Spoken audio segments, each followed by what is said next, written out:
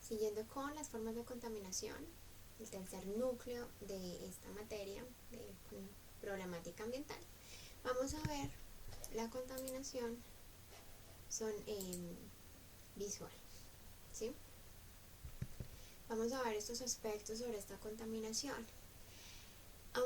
Recuerden que todos nuestros sentidos son los encargados de transmitir todas las sensaciones que están a nuestro alrededor y nos dan información veraz a nuestro cerebro, ¿sí? Y por medio de esas sensaciones, ¿sí? Nuestro cerebro puede tener una mejor percepción del entorno que nos rodea, ¿sí? Ya sea un lugar como este, ya sea fuera en la calle o en otro lugar que no conozcamos cuando estamos, por ejemplo, de turismo. Y eso hace que nuestro cerebro, ¿sí?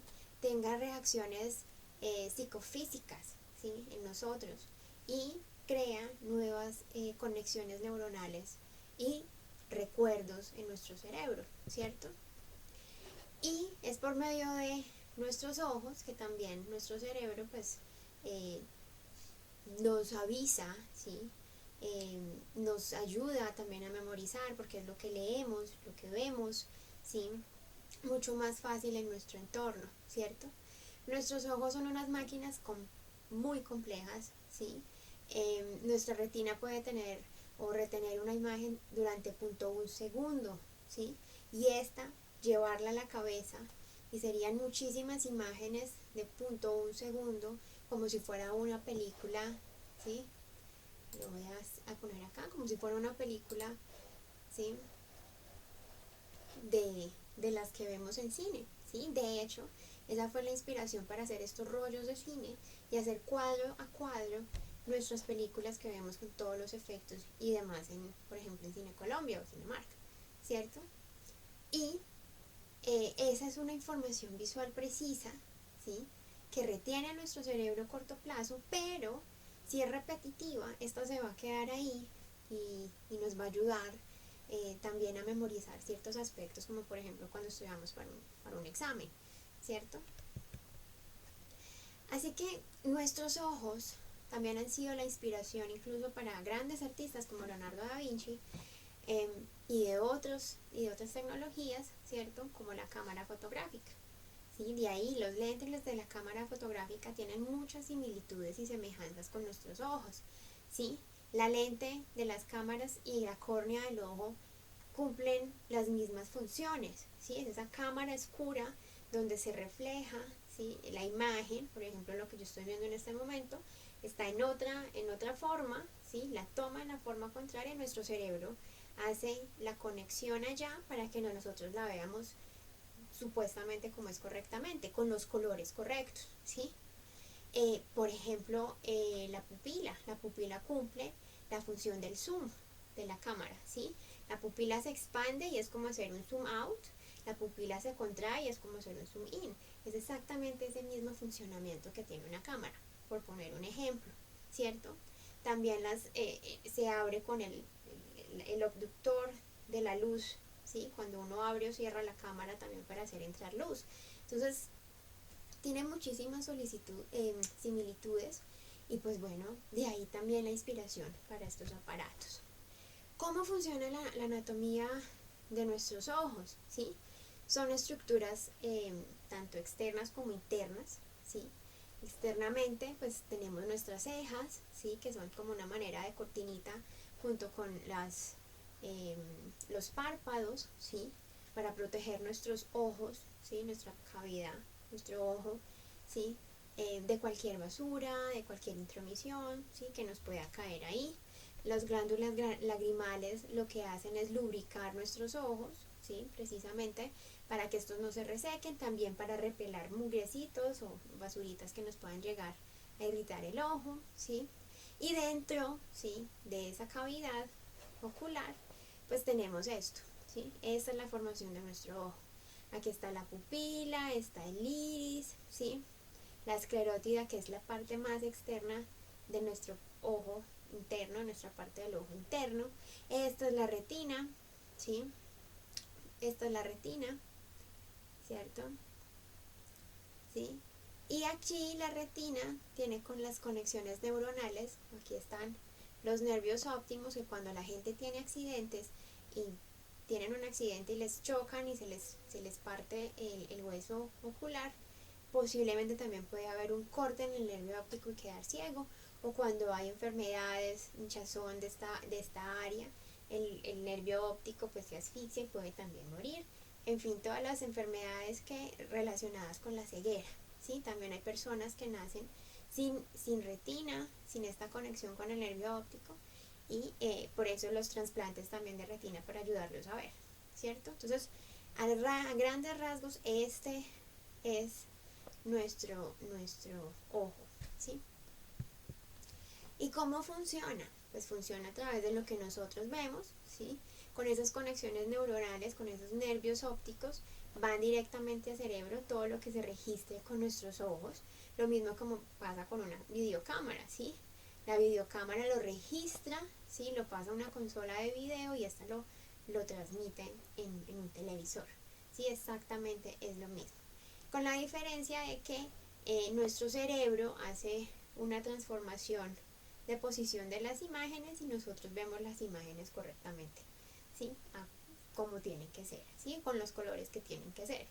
También aquí está el hecho, por ejemplo, de las personas que solo ven dos colores, el verde y el rojo, ¿sí? Entonces cuando utilizan algo como los lentes correctores, ellos ya ven los demás colores, ¿sí? Que tenemos en el mundo y que nuestro cerebro registra, ¿sí? Que es los normales en nuestro cerebro, ¿sí? Funciona exactamente igual. ¿Cómo perciben nuestros ojos? ¿Sí? ¿Cómo se percibe lo visual? ¿Cierto? Pues nuestro cerebro es una CPU capaz de absorber datos interminables, ¿sí? Y obviamente, pues como cualquier CPU, como cualquier disco duro, se llena, se satura y se pone lento, deja de funcionar, ¿sí? Y ahí es cuando el cerebro entra en un estrés visual, ¿sí? ¿Por qué? Porque ya está tan sobresaturado de tanta información, se llenó tanto ese disco duro que ya no puede leer correctamente, ya no puede ordenar, ya uno no puede ordenar las palabras, ya no le entra a uno información, ya uno por más que quiera estudiar, no le entra esa información y se bloquea. Ahí es cuando uno dice, me bloqueé, ¿cierto? Y es por eso, porque el cerebro está sobresaturado de las cosas, ¿sí? Otro aspecto que hace que se sature rápido el cerebro es la riqueza de las imágenes. Cuando es una imagen con colores muy fuertes, saturados, con imágenes también negativas, ¿sí? Con ciertos tipos de mensajes, ciertos tipos de imágenes fuertes, eso también hace que el cerebro haga un controlar, suprimir y se bloquee, ¿sí? Completamente entra también en ese estrés visual, ¿cierto? Y obviamente pues si la información está desordenada, si el cerebro ya está cansado, entra en una parálisis total de información y él se va a cansar, ¿cierto? Y eso es lo que causa el famoso estrés visual del que le estaba hablando, ¿cierto? Que es ese cambio en los desequilibrios, no solo de las imágenes, por ejemplo en un celular, en un computador o afuera en la calle, ¿sí? Sino también con información que uno esté leyendo, si uno está estudiando y demás, ¿cierto? Entonces son desequilibrios en el paisaje visual en el que esté uno y que obviamente nuestro cerebro reacciona de una manera psicofísica, ¿sí? Y que, o sea, fisiológicamente y físicamente nuestro cerebro ¡plup!, se desconecta y hace que nosotros perdamos la concentración, ¿cierto? Perdamos la concentración, ya no queramos hacer nada, nos distraigamos, nos aburrimos y cogemos lo primero que nos distraiga y nos saque de esa monotonía visual en la que estamos. Como por ejemplo nuestros celulares y empezamos a chequear Facebook, Twitter, Instagram y demás, ¿cierto? Por eso, y para evitar este tipo de estrés visual, ¿sí?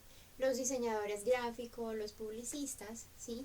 Apelan a tener ciertos equilibrios, ¿cierto? Dentro del mensaje que quieren mostrar, ¿cierto? Los colores tienen que ser balanceados, tienen que ser colores cálidos, que no distraigan y tampoco aburran, ¿cierto? ¿Por qué? Porque ellos tienen que transmitir un mensaje para vender, ¿sí? En esto entra mucho el tema de lo que entra por los ojos, ¿sí? Todo lo que entra por los ojos para llamar la atención y vender en algún punto, ¿cierto? Entonces, ¿qué buscan estos diseñadores y estos publicistas? Buscan que haya un equilibrio, ¿sí? Tanto en el mensaje como en la imagen, ¿sí? Para que sea aceptado por la persona que lo recibe, lo percibe, ¿sí? Que haya una referencia horizontal, ¿sí? Necesitamos ver los objetos en una composición eh, adecuada, que estén apoyados en cierta manera, ¿cierto? Que tenga un ángulo izquierdo. ¿Por qué? Porque nosotros leemos de izquierda a derecha, ¿sí? Aquí en Occidente. Entonces, la manera en que nos quede más fácil leerlo, el mensaje contundente y poderoso, ¿cierto? Y una relación entre relajación y tensión, ¿sí? Que sea equilibrada, como dice aquí, que sea una composición equilibrada, que no sea muy tensionante, o sea, que uno lo rechace, o que tampoco sea relajada, que uno diga, da, ¿sí? O sea, como que... Entonces es eso, buscar esos equilibrios, ese equilibrio entre relajamiento y tensión, ¿cierto? Entonces con todas estas, sí, estrés visual y percepción visual y demás, pues contaminación visual viene siendo la alteración visual de la imagen y fisionomía del entorno. Aquí habla entorno urbano porque es muy relacionado al entorno urbano, obvio, pero también puede ser un entorno natural, ¿sí? ¿Por qué urbano? Porque es donde nosotros vivimos, donde nosotros acumulamos toda la información, donde nosotros compramos, hacemos desechos, producimos, ¿sí? Y también abandonamos edificaciones, abandonamos bienes, casas, ¿sí? Y obviamente todo eso sumado a la violación de las densidades de los letreros, ¿sí? Estas características físicas de los letreros como les muestro acá, ¿sí? Por ejemplo, la exageración también de estos letreros, sus letras, sus colores, sus luces, y ahí es cuando entra en una relación con la contaminación lumínica. Si tiene ruido, relación con la contaminación sonora, ¿cierto?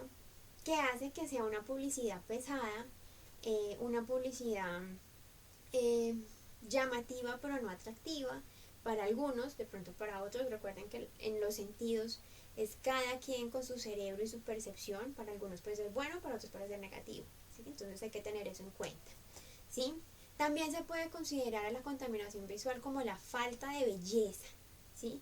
Como la carencia de estética, de las formas que nuestro cerebro califica como algo bonito, ¿sí? Como algo perfecto, equilibrado, ¿sí?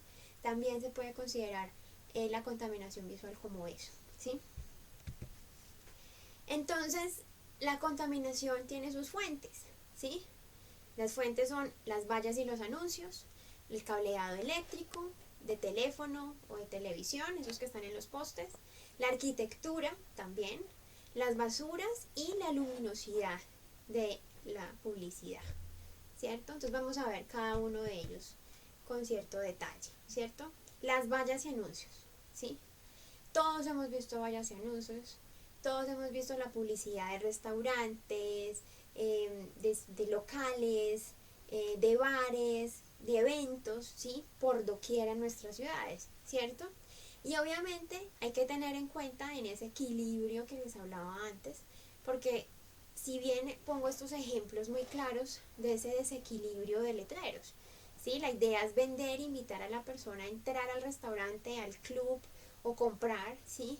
Pero hasta qué punto llegamos, ¿sí? a llamar la atención y no más bien aburrir al cliente, en el caso de los publicistas, ¿cierto?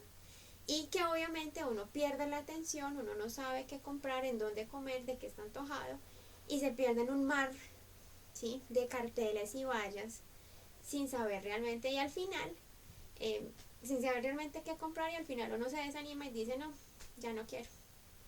Sí, ese es otro punto, ¿sí? Que tiene en contra este tipo de sobresaturación de información, ¿cierto?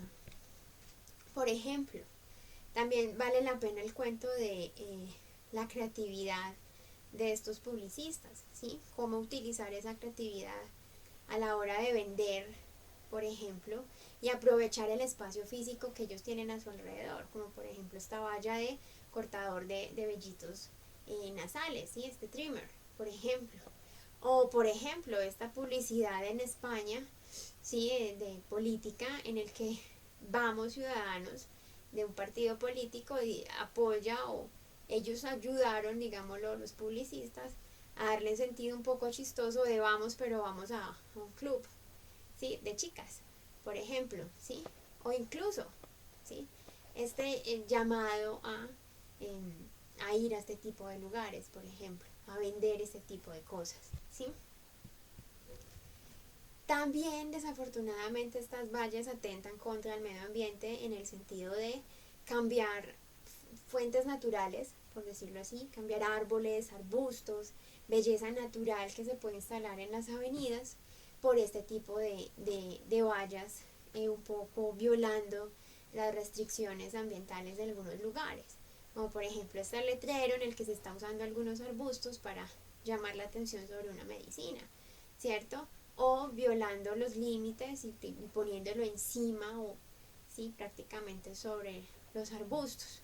O como les decía, cambiando belleza natural, pues una palmera, ¿por qué no?, por árboles metálicos que a la larga se van a oxidar y van a ser antes peor imagen del paisaje, por ejemplo. Entonces también es una mala planeación del paisaje de las urbes dentro de, ¿cierto?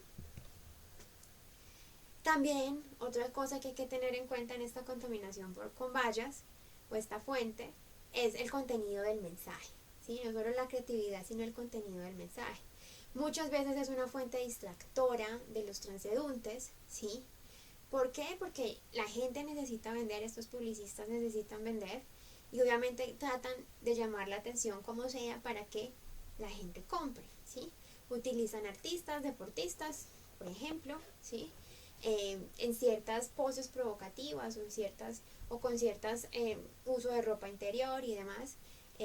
Yo les decía en clase que un ejemplo de esto fue en los 90 con las chicas Águila, que tenían vallas así, tipo como estas de David Beckham, con ellas en vestido de baño muy, muy pequeñitos, muy sugerentes, y los conductores iban y se quedaban mirando, seguían derecho y se quedaban mirando la valla y se estrellaban, y hubo muchísimos accidentes en el país, en Bogotá, en Cali, Barranquilla, debido a esto, y en Medellín. Entonces se prohibió a nivel nacional ese tipo de vallas con esas sugerentes, ¿sí?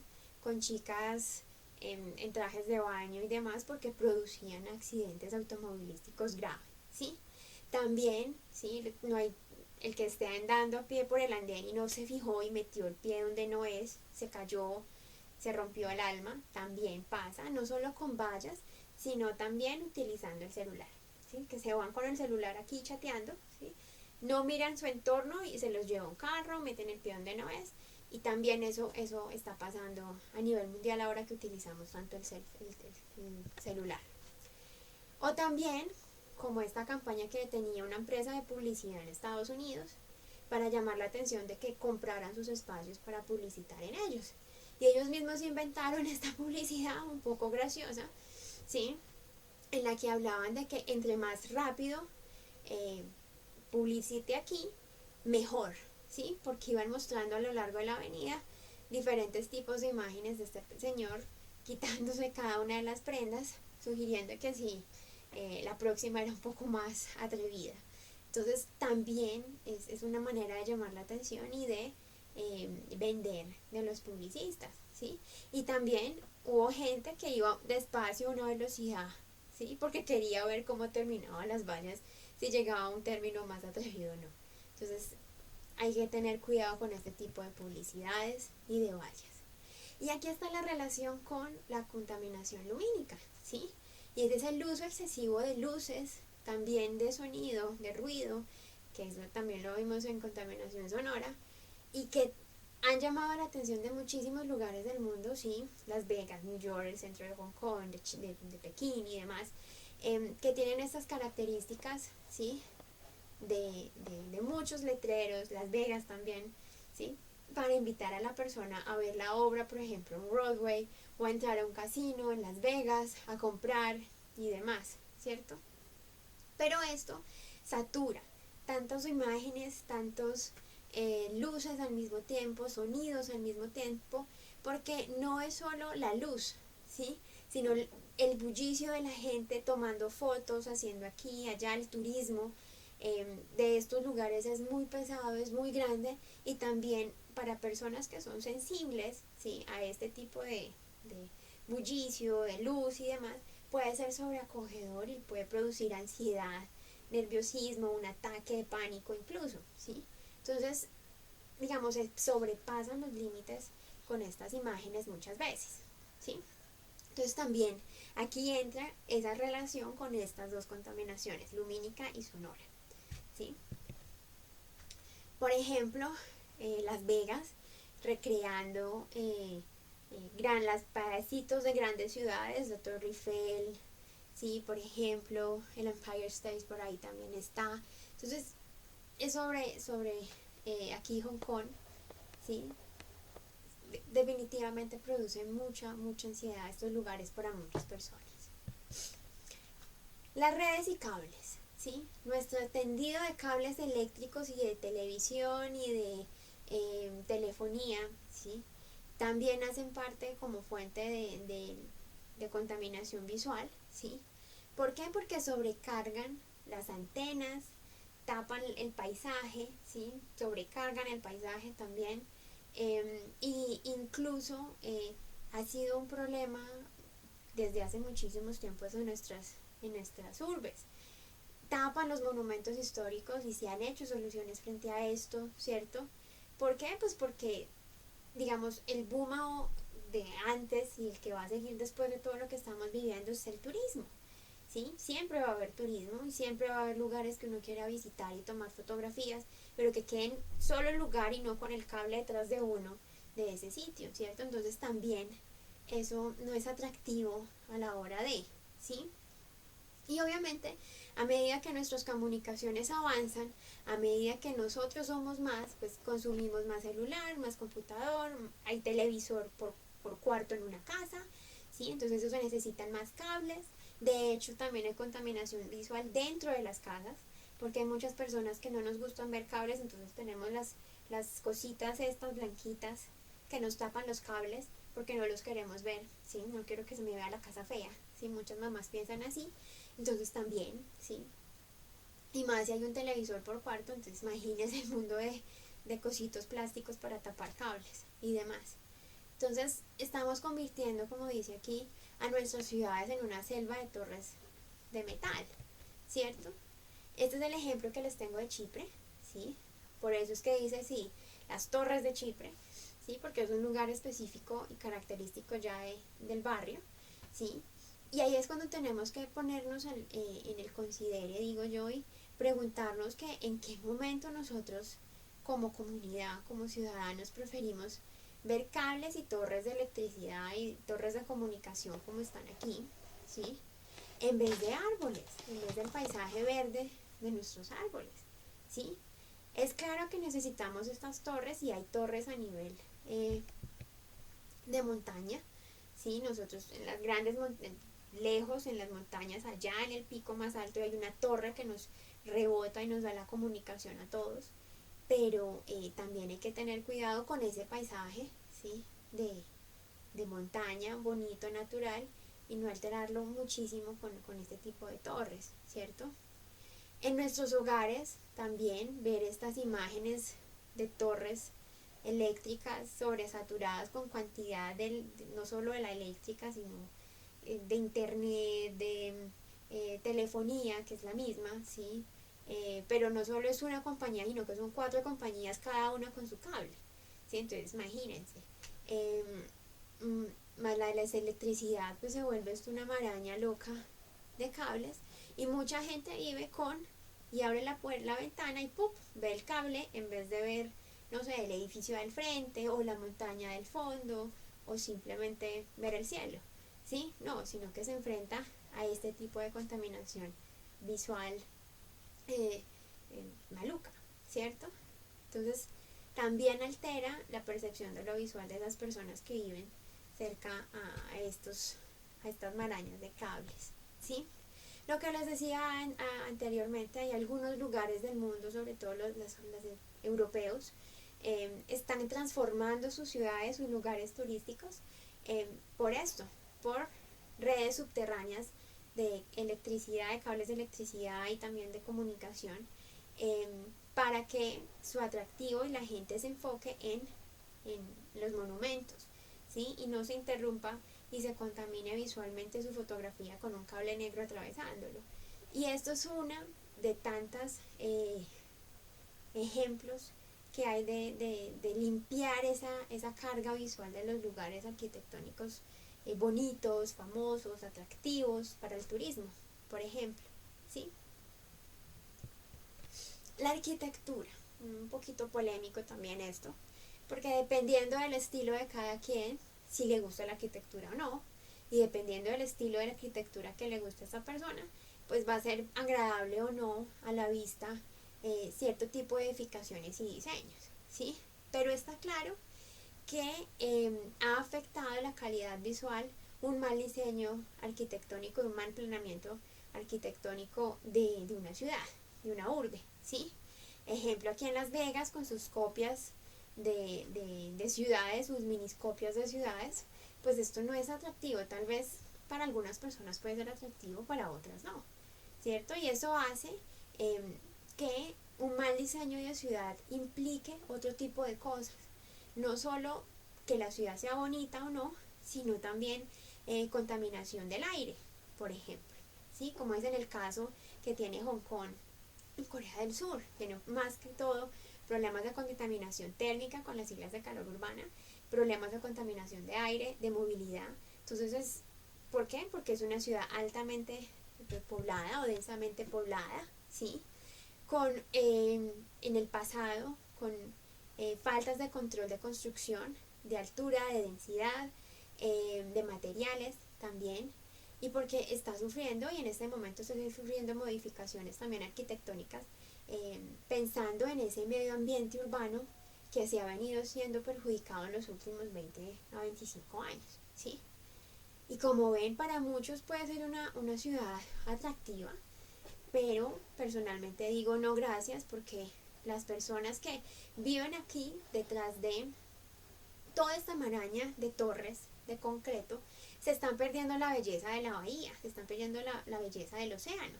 Incluso toda esta maraña, que hay una pared enfrente, no se ve claramente en la foto, pero que hay una pared completa que tapona el aire de la bahía, ¿sí? de Hong Kong, y que ayude a limpiar los contaminantes que están aquí encerrados en esta maraña de concreto, en esta maraña de torres de concreto.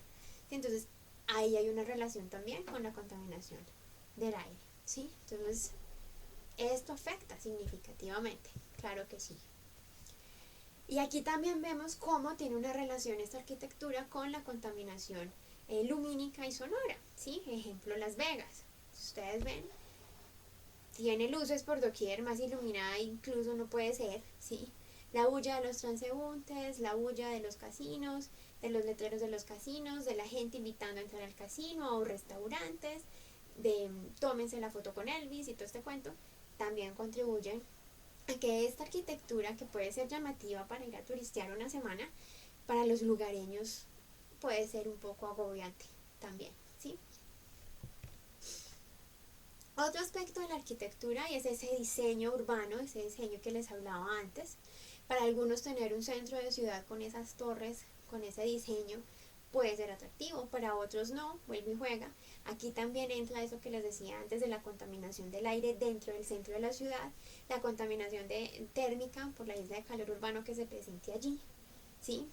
Y también porque esa configuración de centro de ciudad con torres altas y demás, no me está dejando ver, ¿sí? A muchos, por ejemplo, lugareños, la belleza de sus parques, la belleza de sus bahías, como pasaba con Hong Kong, o pasa con Hong Kong, y como pasa en muchas otras ciudades del mundo, Toronto, Seattle, Los Ángeles, por ejemplo. No se ve esa belleza.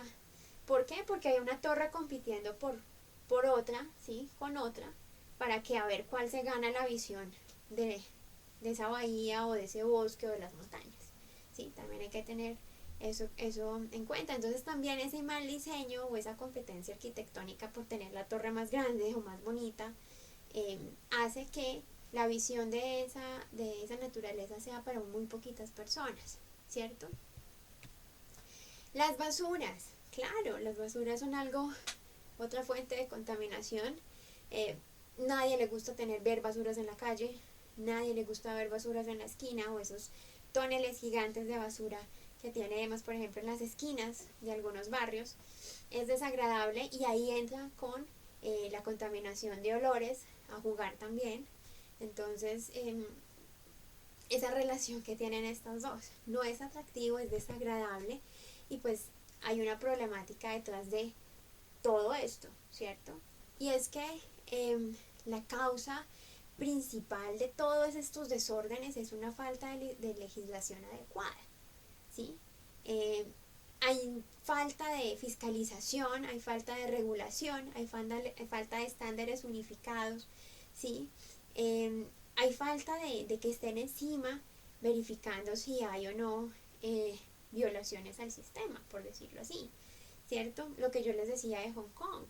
Ellos llegaron a un punto en que ya no más, esto no puede seguir así, tenemos que controlarlo o la cosa se va a volver peor. Y ellos implementaron eso, legislación, fiscalización y de hecho normas y reglas de construcción. Ya no se puede construir como se estaba construyendo antes. Ya no se puede construir ¿dónde? No, ya no, se acabó. Y hay que implementar nuevas formas y nuevas cosas de construcción y materiales de construcción también, ¿sí? También, por ejemplo, el manejo de las basuras también. Esas canecas pueden quitarlas, por ejemplo. Disponer de otro tipo de cosas que no sean tan, ¿sí?, visualmente desagradable, ¿sí? El caso de las publicidades extravagantes, ¿sí? Que ya tratar de controlar que esas publicidades no se colocan en todo el lugar, ¿sí? Pasa en Colombia cada elección. Se pone donde quieran para ver si invitan al votante a que voten por esa persona o no, ¿sí? Entonces lo que se quiere prácticamente pedir con esto es que se sistematice la cantidad, ¿sí?, de letreros, de publicidad, ¿sí?, el tamaño también que sea necesario saber cuál es el tamaño porque no tiene límites, entre más grande mejor, la ubicación también, no importa dónde lo pongan, y el mensaje, ¿sí? Dependiendo de esto, pues obviamente se podría controlar mejor la publicidad. El caso, por ejemplo, de este letrero, que es un caso que se publicitó mucho en Cali, ¿sí? Es de una señora renegando de este señor que era, mejor dicho, como la canción de Paquita, la del barrio, y hasta peor, y empapeló Cali con esto, ¿sí? Con estos letreros. Y ahí es cuando esa falta de regulación y esa falta de saber manejar estos cuatro aspectos, pues se hace incontrolable el tema de la contaminación visual. ¿Qué consecuencias entonces trae esta contaminación visual? ¿Cierto? Trae enfermedades, lo que hablábamos, estrés visual, estrés general, ¿sí?, dolor de cabeza, migraña, fastidio en los ojos, o sea que uno esté rascándose los ojos o falta de lubricación en los ojos, distracciones peligrosas, lo que yo les decía de los celulares, que hoy en día ya se volvió un problema general y ¿sí?, muy muy muy peligroso porque puede causar accidentes. Por ejemplo, señora puede llevarse a alguien por delante, por ejemplo, ¿sí? Eso que también que contribuye a trastornos de la atención, porque está totalmente distraída viendo un mensaje de texto en vez de estar conduciendo con sus dos manos al volante, ¿sí? Disminución de la eficiencia también, está totalmente perdida en un mensaje de texto o en una llamada. De hecho, en algunos países, ejemplo Canadá, está prohibido contestar el celular, tener manos libres. Mejor dicho, no se puede utilizar el celular con el carro, está totalmente prohibido, ¿sí? Y bueno, pues problemas ecológicos obviamente, porque estamos sustituyendo parte de nuestra naturaleza natural, que puede ser incluida en nuestro urbanismo, por vallas publicitarias, o a estructuras artificiales que quieren simbolizar algo, pero están reemplazando algo valioso como nuestra naturaleza, ¿cierto? En fin, esta es la explicación de la contaminación visual. Espero les haya gustado y lo hayan entendido. Saben que cualquier pregunta la pueden formular en el email, muchachos. Espero verlos pronto. Muchas gracias por la atención. Que tengan feliz día. Bye.